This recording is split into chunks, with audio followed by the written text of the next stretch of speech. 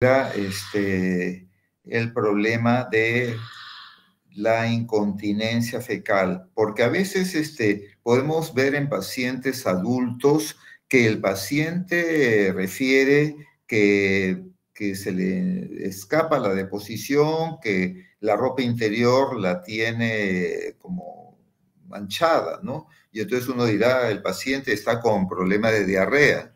Y no, entonces el paciente a veces le están dando tratamiento para la diarrea y realmente el cuadro es un cuadro que es diferente, ¿no? Entonces la incontinencia fecal en el adulto es definida como una salida recurrente no controlada de materias fecales del ano por lo menos durante una vez al mes. Y la incontinencia parcial es incapacidad para controlar los flatos o manchar con heces la ropa interior. Afecta entre el 2 al 20% de las personas y el 50% de los pacientes que tienen este problema de incontinencia son residentes de hospicio, es decir, personas discapacitadas o personas de la tercera edad. ¿Quiénes están en riesgo? Dentro del sexo femenino, las multíparas, personas con retardo o pacientes de la tercera edad. Perdón. ¿Qué cosa es la continencia? La continencia está dada por el control de la salida del contenido fecal, del contenido de las heces. Y esto está dado básicamente porque existe una buena función del esfínter anal, existe un piso pélvico que está controlado, el volumen y la consistencia de las heces es adecuado, porque de repente puede ser de que el paciente está con un cuadro de diarrea y eso puede hacer que la continencia esté alterada. Existe una acomodación rectal adecuada y una función neurológica que también es adecuada. Hay una pseudoincontinencia cuando hay un factor que genera la incontinencia. Es decir, que el paciente no tiene una adecuada continencia porque existe un prolapso, hemorroides prolapsados, evacuación incompleta, una higiene inadecuada, enfermedades de transmisión sexual que producen alteraciones de la zona anorrectal, neoplasias o una enfermedad inflamatoria intestinal. Siempre hay que diferenciar lo que es la urgencia fecal de la incontinencia. La urgencia fecal es el apuro por defecar y que de repente hay personas que controlan en exceso este deseo de continencia y eso puede generar, ¿no?, el problema que estamos viendo, ¿no? Aparte de ello, puede haber incontinencia por sobrepujo, ¿no? Y este es un esquema que es bastante importante tener en consideración porque sabemos acá que existe el esfínter anal interno y el esfínter anal externo que van a tener que ver con el control de la defecación y aparte de ello tenemos el piso pélvico y el piso pélvico tiene el nervio pudendo, el ligamento pélvico, y eso, si es que está alterado, puede generar la incontinencia, ¿no? El trauma obstétrico es un problema importante a tener en consideración en pacientes que tienen incontinencia, ¿no? Y eso existe una lesión en el esfínter anal. Esta lesión obstétrica puede estar oculta en 25 a 35% de los partos por vía vaginal. Factores de riesgo es cuando el parto tiene que ser ayudado por el intermedio de los forceps, se realiza una episiotomía exagerada o durante el primer parto también puede haber este riesgo, ¿no? Y puede ser porque existe una denervación, una compresión o tracción del nervio pudendo, se lesiona este nervio y eso puede dar como un efecto a largo plazo la incontinencia. eh, problemas iatrogénicos en estudios anales, puede ser. Doctor, disculpe, sus diapositivas se han congelado. Se han congelado. Vamos a ver, yo las veo, vamos a ver. Entonces, aquí estábamos viendo, entonces, aquí era iatrogénico. ¿Están viendo ahora la diapositiva en la cual estamos hablando de las causas iatrogénicas o no ven esa diapositiva? Ahora sí, doctor.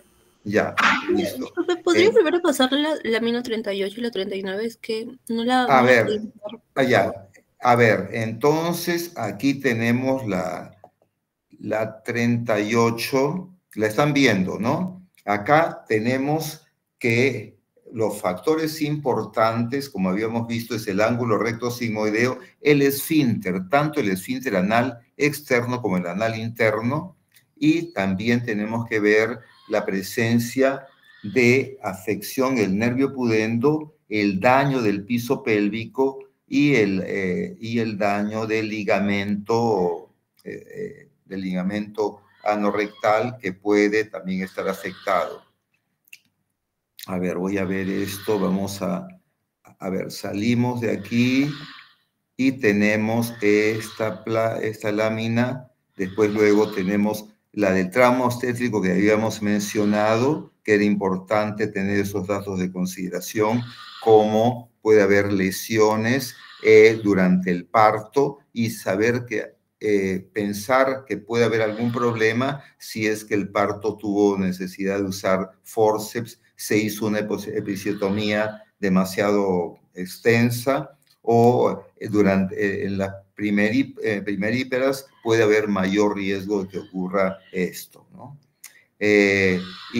Una de las causas más importantes de incontinencia es que el nervio pudendo pueda ser lesionado por compresión o tracción de este nervio. Aquí saber que hay factores, ¿no? Entonces, cuando el paciente se expone a una cirugía anorrectal, una complicación de esta cirugía puede ser la incontinencia.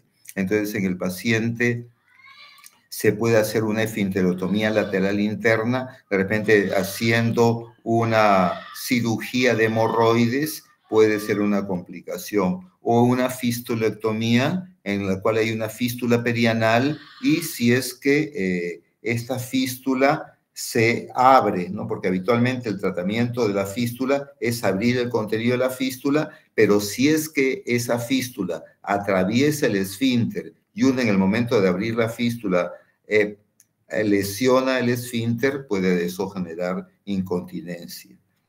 Terapias por radiación también puede ser un factor a tener en consideración. Hay casos de malformaciones congénitas como la espina bífida, el ano imperforado, el mielomeningocele, esto también puede ver. O cualquier alteración congénita que está relacionada con el piso pélvico puede generar incontinencia. Otro aspecto a tener en consideración es, bueno, la historia clínica, ¿no? Entonces, ahí todos los datos con respecto a la historia clínica van a ser importantes, ¿no? ¿Qué otro aspecto hay que tener en consideración? Hacer estudios con respecto al nivel de continencia o incontinencia, porque también puede haber pacientes que tienen esta sensación, pero no necesariamente hay lesión. Entonces uno va a evaluar si es que hay problemas en el momento de salir, incontinencia a los sólidos, incontinencia a los líquidos, incontinencia a la eliminación de los gases, la necesidad de uso de pañal, ¿no? Y que esto genera una alteración de la calidad de vida. Hay personas que tienen este problema y generalmente no salen a la calle, están siempre como atentos a la búsqueda de servicios higiénicos, ¿no? Y eso indudablemente es un factor de incomodidad en estos pacientes, ¿no? Y entonces es algo que, como digo, es significativo. Aparentemente es algo no tan notorio, pero afecta a un porcentaje significativo de las personas y a veces es dejado de lado y muchas veces se trata como un cuadro diarreico cuando es problemas de incontinencia. El diagnóstico se puede se puede hacer si es que uno evalúa la evidencia del trauma, ¿no? Si es que hay lesiones en la región de la piel, si es que hay la presencia de fístula, si de repente hay hemorroides que obstruyen el canal anal, eso pudiera ser y entonces una causa de incontinencia. Hay que examinar la región anal y la región perianal y en la patología anal uno tiene que evaluar por prolapso, es decir, que al paciente se le dice que puje para ver y que mantenga ese pujo cierto tiempo para ver si es que la mucosa del recto no se prolapsa a través del canal anal.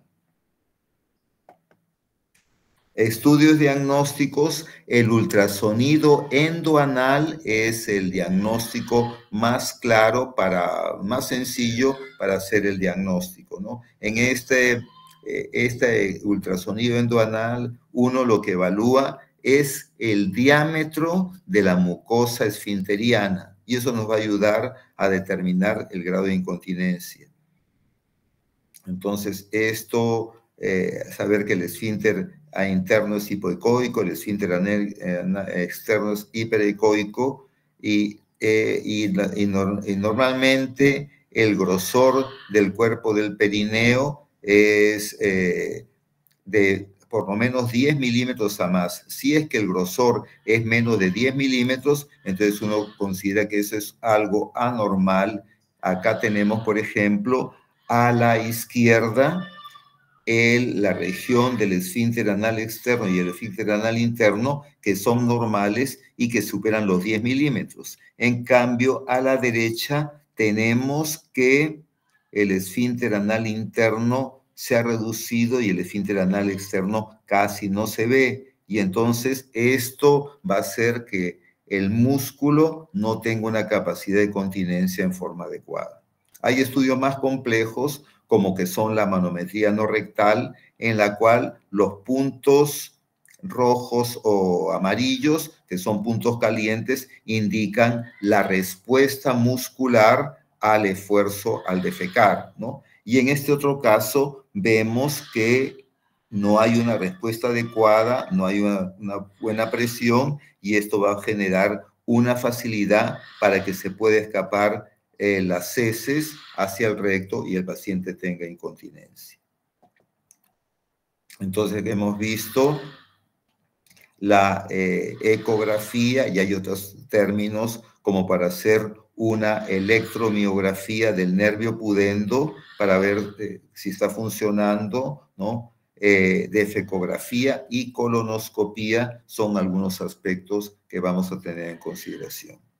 Esto entonces era un poco lo que había quedado pendiente del capítulo anterior, ¿no? Y bueno, vamos ahora a revisar un poco lo que es el capítulo actual. Vamos a ver, tenemos aquí la clase, vamos a buscar y veamos a ver el problema del síndrome de intestino irritable, ¿no? Entonces, en el síndrome de intestino irritable,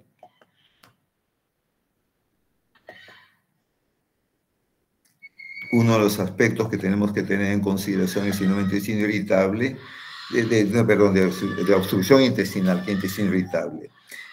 ¿Qué cosa se considera como un cuadro de obstrucción? Cualquier condición que interfiere con la propulsión normal y el paso del contenido intestinal. Puede afectar al intestino delgado, al colon o a ambos, como en el hilio generalizado, ¿no? Entonces, estos datos son importantes. Entonces, un cuadro de obstrucción es una interferencia en la propulsión y el paso del contenido intestinal. La obstrucción de tensión completa es obstrucción parcial o su oclusión intestinal si la detención no es completa ni persistente. Y esto es un dato también importante. y que es muy frecuente en pacientes posoperados. A veces hay pacientes que han sido operados de una cirugía abdominal o intestinal y se les hace una resección y pueden quedar con un grado de estenosis que no produce una obstrucción, pero sí produce una suboclusión. Y es una causa bastante común de dolor abdominal crónico. Entonces, en todo paciente siempre se debe preguntar si ha tenido alguna cirugía intestinal y qué tipo de cirugía intestinal presenta en el caso de dolor abdominal crónico.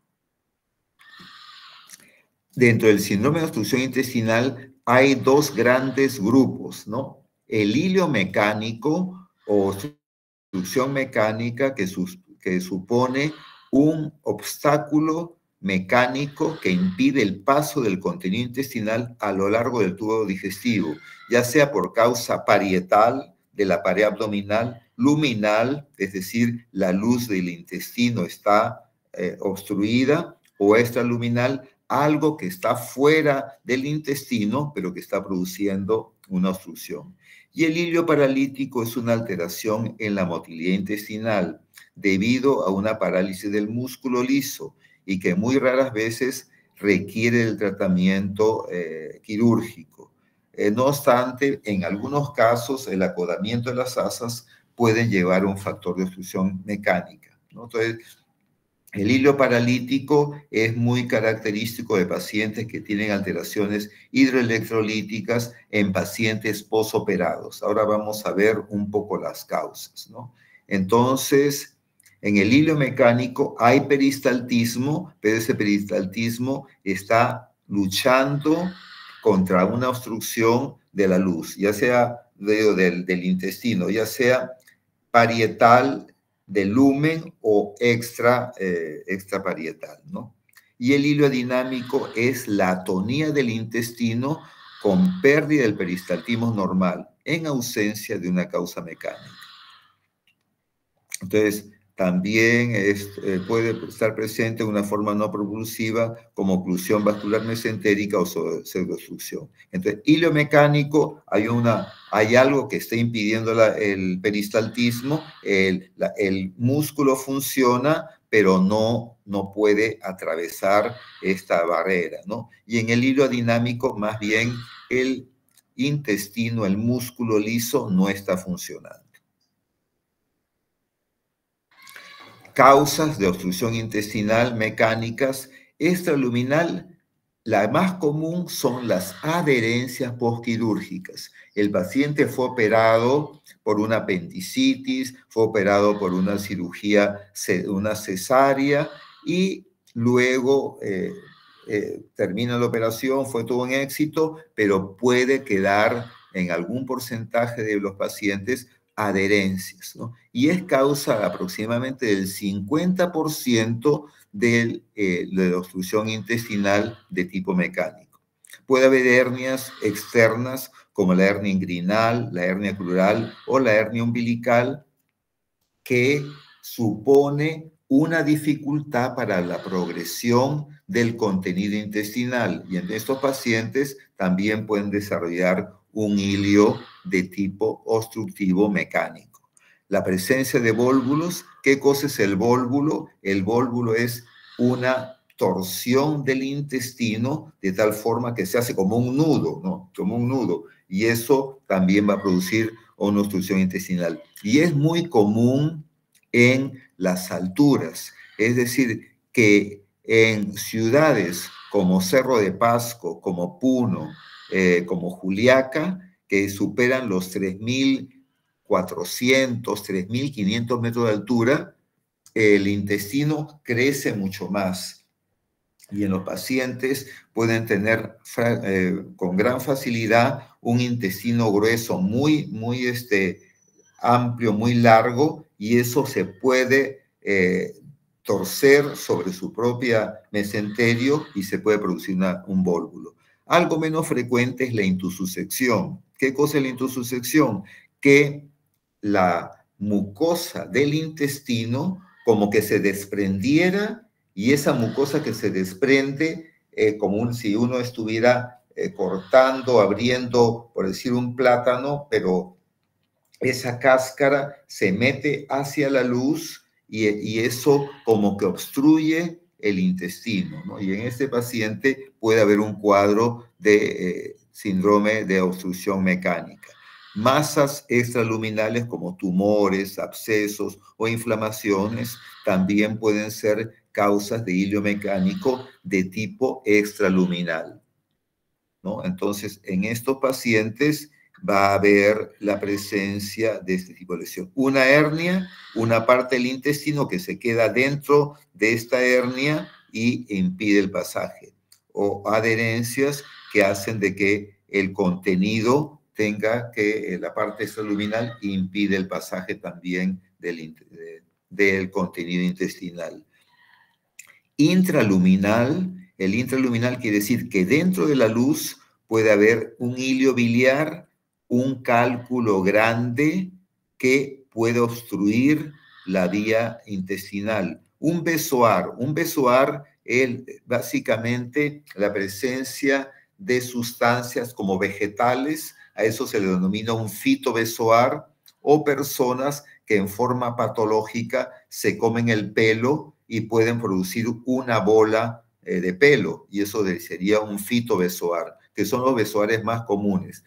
En casos raros, ahora ya no es tanto, pero anteriormente veíamos cuando habían muchos ascaris lumbricoides que podían formar como una especie de haz de varios ascaris lumbricoides, 5, 8, 10 ascaris que formaban una bola y eso podía producir una obstrucción.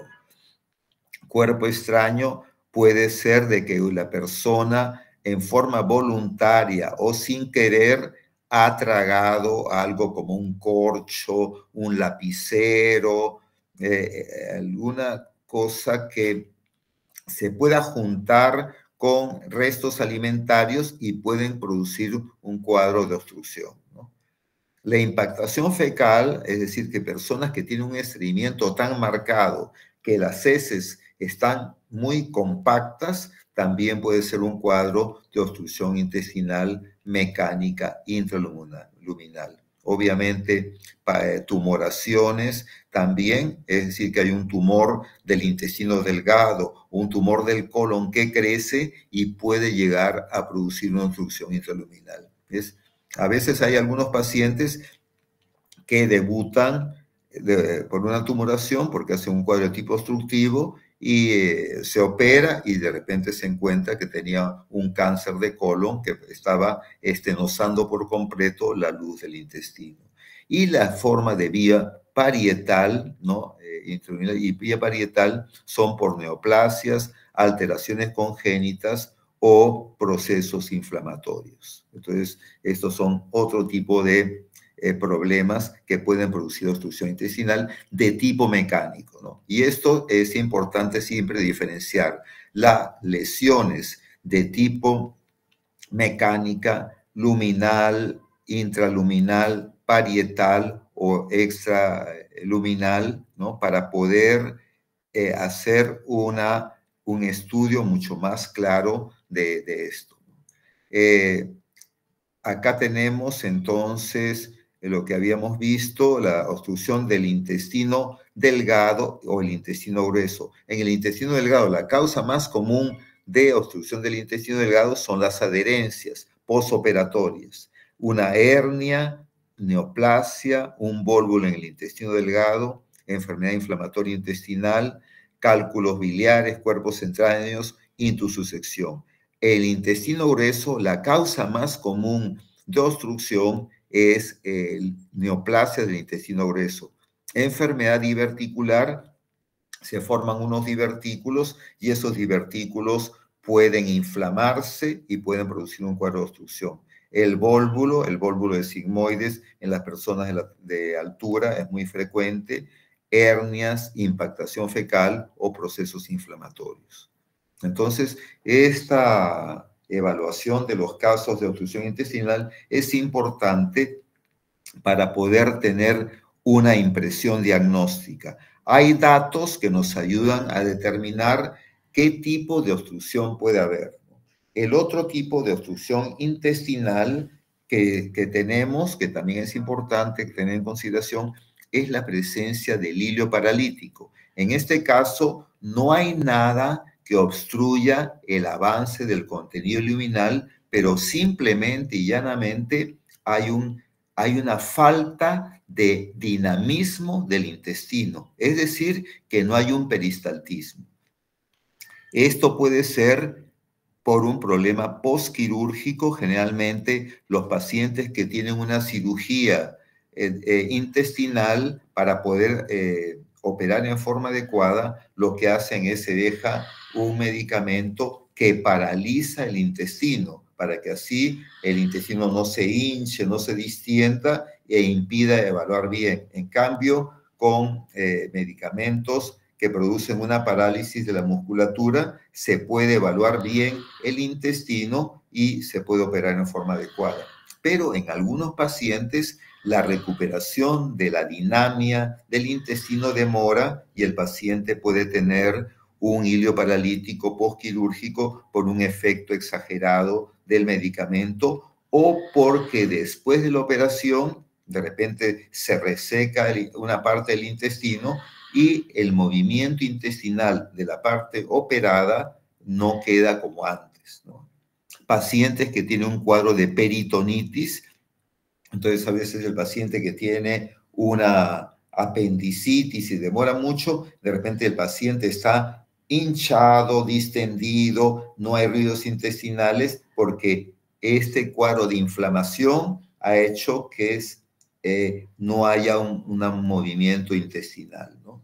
A veces hay problemas de tipo reflejo, otros compromisos medulares, problemas de alteraciones hidroelectrolíticas como la hipopotasemia, pacientes que puedan tener un aumento del ácido úrico, coma diabético, en el paciente que tiene problemas de mixedema tiroideo, también puede haber un hilio paralítico de tipo adinámico.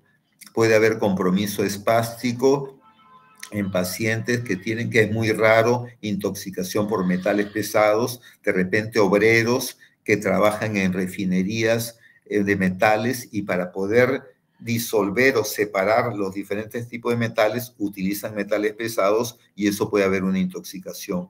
Casos de porfiria, ¿no? Que es una patología en la cual hay una anomalía en el metabolismo de las porfirinas, ¿no? Las coproporfirinas, y puede ocurrir esto.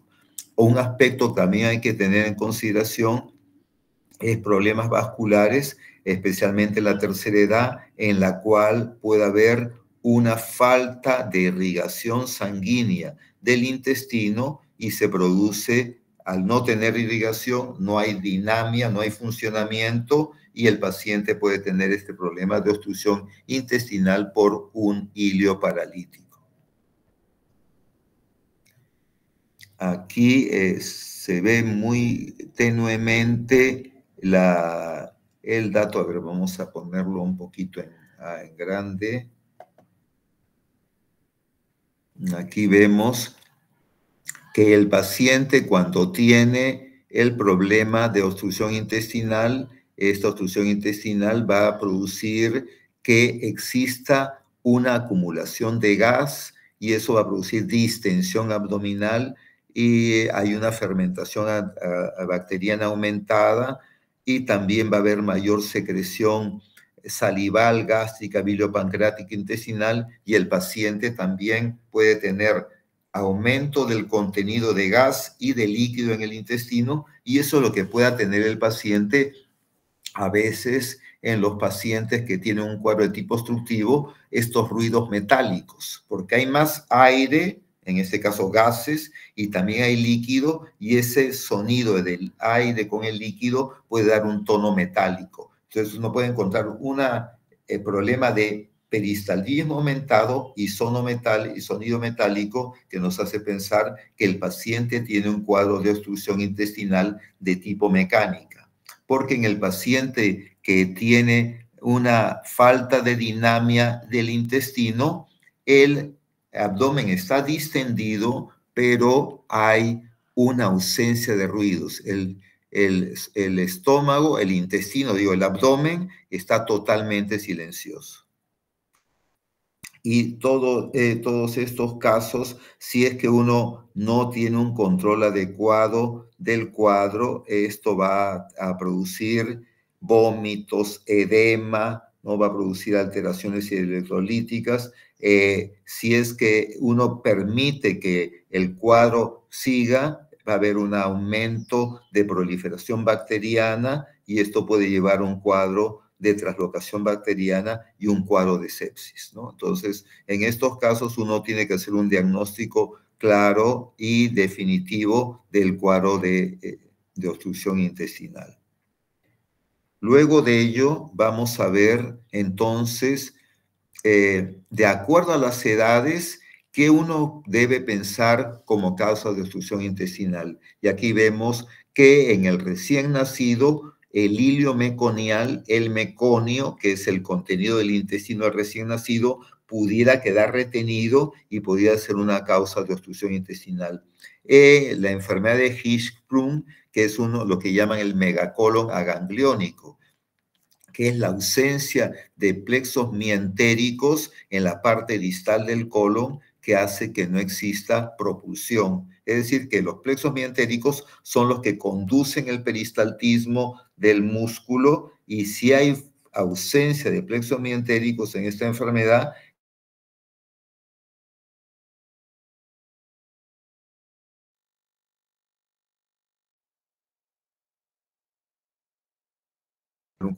antes, una causa que uno tiene que pensar también puede ser la presencia de intususección, en el cual hay dolor abdominal. Puede encontrarse rara vez, pero se puede encontrar que uno al palpar en este niñito que está un poco adolorido, uno puede encontrar básicamente en fosa ilíaca izquierda y en hipogastrio, de repente como una especie de como bolita, una bolita que es renitente y es la zona donde el colon y la mucosa intestinal se han formado como un cuadro de obstrucción, ¿no? Y en estos pacientes tienen la característica que pueden tener heces color grosella, ¿no? En alguna imagen anterior, en lo que era el contenido de las heces, les había mostrado unas heces sanguinolentas, pero un color grosella, que eso es típico de la intususección. En adultos jóvenes, las hernias y la enfermedad inflamatoria intestinal es una causa importante de obstrucción intestinal y en adultos mayores, las bridas y adherencias posoperatorias, hernias y neoplasias son unas causas a tener en consideración como cuadros de obstrucción intestinal. ¿Cuáles son los síntomas cardinales en el paciente con obstrucción intestinal? 1, el dolor. 2, la distensión abdominal. 3, la presencia de vómitos. Y 4, la ausencia de emisión de gases y heces. Depende del lugar donde está la obstrucción intestinal para qué es lo predominante. Si el paciente tiene un cuadro de obstrucción intestinal alta, lo que va a ser más notorio es la presencia de los vómitos, ¿no? Ya habíamos mencionado que los vómitos podían ser vómitos de tipo porracio en pacientes que tenían una obstrucción intestinal alta y que la mezcla de la bilis con el contenido de los jugos gástricos están aumentados, ahí puede dar ese color tipo el poro blanco con un pequeño tono verdoso. Y en los pacientes que tienen un cuadro intestinal, una obstrucción intestinal baja, lo más llamativo es una distensión abdominal precoz, rápidamente se distiende. Y vamos a ver que el paciente muchas veces refiere que no elimina gases y obviamente que no hace deposiciones. El dolor es inicialmente en el mesogastrio, en la parte central, y luego puede ser difuso. Todo depende del grado de inflamación y el compromiso peritoneal. Puede ser de tipo retortijón en el hilio mecánico o continuo en el hilio paralítico, en la isquemia, perforación o estrangulamiento de una intestinal. Y la distensión, como habíamos visto, es consecuencia de las asas intestinales que están llenas de aire y líquido. Los vómitos tienen primero un contenido reflejo, pero luego ya va a ser por el contenido de las asas intestinales. Inicialmente son alimentarios, luego son biliosos, luego son porráceos y finalmente pueden ser vómitos de características fecaloideas. Uno puede oler que el vómito pareciera el vómito de heces, que básicamente son obstrucciones bajas y generalmente son vómitos tardíos. Son los vómitos de mayor cantidad mientras más alta es la obstrucción. Y la ausencia de emisión de gases y heces no es un síntoma constante. Puede ser que el paciente tenga un cuadro de obstrucción intestinal, pero de repente en algunos dice, pero boto gases. Entonces, ese dato como nos ayuda, pero si es que el paciente elimina gases, no llega a descartar que el cuadro sea un cuadro de obstrucción intestinal. Como hemos visto, los cuadros de la historia tiene que ver si es que ha habido cirugía previa, ¿no? Bridas y adherencias. Si es que el paciente tiene diarrea y luego viene un cuadro de obstrucción intestinal, uno tiene que pensar, de repente esta diarrea ha sido tan severa que ha hecho que exista una disminución del potasio y esta hipocalemia puede generar una ilio paralítico. Paciente con un síndrome consuntivo, pensar en neoplasias, la aterosclerosis, pacientes que tienen problemas de hipertensión arterial, problemas de colesterol, y entonces se le dice que está con aterosclerosis, hay que pensar que el paciente pueda tener una isquemia mesentérica. Lo característico del paciente de la isquemia mesentérica es que tiene un dolor abdominal más o menos 45 minutos a 1 hora después de los alimentos, porque no requieren de mayor oxígeno, mayores glóbulos rojos para la digestión, y si hay aterosclerosis, al no haber adecuada aporte de oxígeno, esto puede generar una isquemia.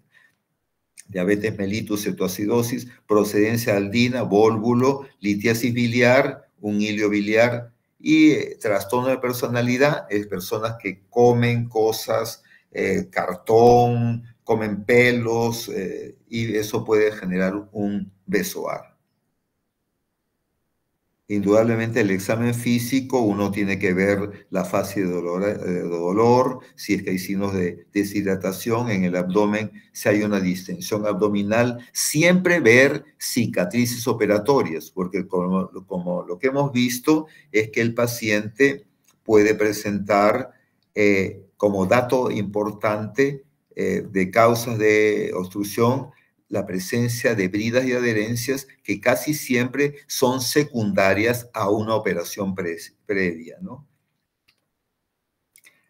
Luego de ello, bueno, movimientos peristálticos de reptación es raro verlos, ¿no? Generalmente se ven pacientes que tienen un cuadro de una suboclusión intestinal. Nosotros anteriormente veíamos mucho más pacientes que tenían tuberculosis intestinal y esta tuberculosis intestinal producía bridas y también producía una inflamación del intestino y uno podía evaluar a la ectoscopía cómo el intestino podía estar como que se abría y se cerraba, como que estuviera caminando el intestino, como que reptara, ¿no?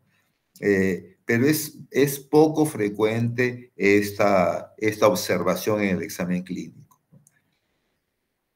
La presencia de ruidos y dolores incrementados e inclusive suenan, ¿no? Pero que están aumentados de intensidad, nos indican generalmente un cuadro obstructivo. Cuando disminuye la intensidad y hay un silencio abdominal, es que el cuadro intestinal de obstrucción ha aumentado y llega a un momento en el cual se pone ausente. Es decir, que el paciente que ha tenido un cuadro de tipo obstrucción intestinal, y decimos que es más frecuente la presencia de ruidos y dolores positivos o aumentados, ocurre durante 3, 4 días. Pero si el paciente de repente va a una farmacia, no se acerca al hospital o se demora mucho, puede ser que al final haya un agotamiento y haya un hilio por un cuadro de sepsis. Los ruidos metálicos, como digo, son importantes para hacer una sospecha fuerte de que hay una obstrucción intestinal.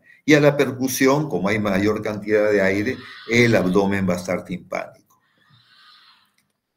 La palpación va a haber signos de irritación peritoneal, entonces uno va a encontrar que el paciente tiene mayor sensibilidad, rebote y defensa muscular involuntaria. Y bueno, si es que de repente hay alguna masa intestinal, uno pudiera encontrar alguno de estos tipos y nunca o dejar de evaluar las hernias, ¿no? Especialmente esas zonas que están escondidas, como puede ser una hernia inguinal o una hernia sacra. No, perdón, plural que hernia sacra. Sí. Entonces, el examen físico, uno, bueno, dentro de los estudios adicionales, el tacto rectal nos va a evaluar si es que hay contenido de heces o no. Puede ser una ampolla rectal vacía, pero de repente puede haber la presencia de un fecaloma o de repente puede haber la presencia de una tumoración. El tacto rectal no debe faltar en estos casos, ¿no? Y el tacto vaginal puede también descartar quiste de ovario o procesos inflamatorios anexiales que están haciendo una inflamación anexial que puede generar una especie de hilio en el intestino. En el hemograma, bueno, podemos encontrar leucocitosis y el cuadro es infeccioso, la hemoglobina, hay una hemoconcentración, determinar datos como la glicemia para descartar cuadros de diabetes, descartar cuadros de uremia, amilasas y lipasas para ver si el paciente también tiene un cuadro de pancreatitis, deshidrogenasa láctica que nos indica un cuadro de tipo inflamatorio. Estudios adicionales. Un dato importante que nosotros tenemos siempre en la emergencia es tomar algo tan sencillo como una radiografía de tórax de pie para ver si es que hay aire en la región subdiafragmática o también evaluar si es que hay una distensión de asas intestinales, niveles hidroaéreos o aire subdiafragmático para determinar un cuadro de tipo obstructivo. En el hilio mecánico, las asas proximales están distendidas por retención de líquido y gas y hay niveles hidroaéreos. Hay reducción, ausencia de gas y materia fecal en el colon. Y en el hilio paralítico hay gas y líquido tanto en el intestino delgado como grueso. Y las asas intestinales están uniformemente dilatadas y hay distensión gástrica. Entonces, cuando hay un hilio mecánico, como que las asas intestinales van a tener una localización más clara, mientras que cuando hay un hilio paralítico, la distensión va a ser mucho más difusa. En esta placa, entonces, nosotros podemos ver aquí que hay niveles hidroaéreos y una distensión de las asas intestinales, y esto nos está indicando un problema de un cuadro de tipo obstructivo. En cambio, acá también tenemos a nivel del colon un cuadro en el cual hay una retención de distensión marcada de las asas intestinales y acá tenemos la cirugía en la cual el paciente tenía una neoplasia del colon que producía un cuadro de tipo obstructivo. En cambio, en el paciente con hilio paralítico hay una distensión tanto de asas intestinales delgadas como asas intestinales gruesas y la cámara gástrica también está distendida, ¿no? Estos son datos que nos ayudan con una radiografía simple a poder diferenciar un cuadro de tipo obstructivo mecánico de un cuadro por un hilio paralítico. Una vez que uno ve esta placa, ya uno tiene que tratar de ver cuál es la causa que está generando todo ello. Eso sería un poco lo que queríamos hablar del cuadro de obstrucción intestinal. Como digo, hay mucho para poder desarrollar más de esto, pero este es lo básico para entender estos pacientes que vienen con un dolor abdominal agudo, pero tienen como características la distensión abdominal, el dolor, de repente los vómitos de tipo porracio y la ausencia de eliminación de flatos. Eso sería todo. ¿Alguna pregunta? ¿Algo que quieran hacer? ¿Algún comentario? Sí, Renato, por favor. Doctor, muy buenas tardes. ¿Se me logra escuchar? Sí, se te escucha fuerte y claro. Gracias, doctor. Pasa de que justo estaba leyendo acerca de las gastroparesias diabéticas. Ajá, ya. Y bueno, no sé si sería pertinente estar viendo a un paciente diabético y ya estar pensando en gastroparesias, o más o menos en qué estadio o con cuánto tiempo de cronicidad o qué síntomas estarían dándome a pensar que debo preocuparme de una gastroparesia diabética.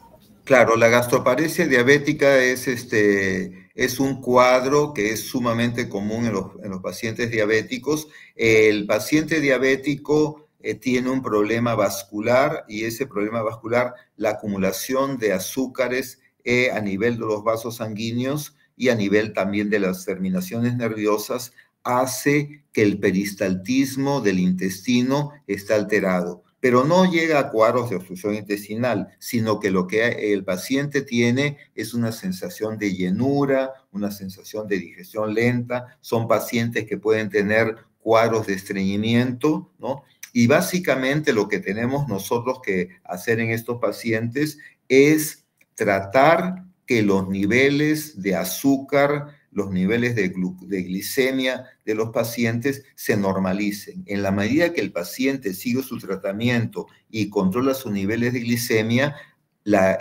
afección a las terminaciones nerviosas y a los vasos sanguíneos que producen irrigación y peristaltismo se controlan, ¿no? Se controlan. Pero no es muy común que el paciente llegue a los cuadros de obstrucción, ¿no? Puede ocurrir, está claro, si es que el paciente produce una impactación fecal en un paciente estreñido. Pero el tratamiento básicamente es mantener los niveles de glicemia en valores normales para que la enfermedad, que lamentablemente no tiene una curación definitiva, sino un mantenimiento, no se complique más. Listo. Gracias, doctor. Ya. Muy bien, entonces...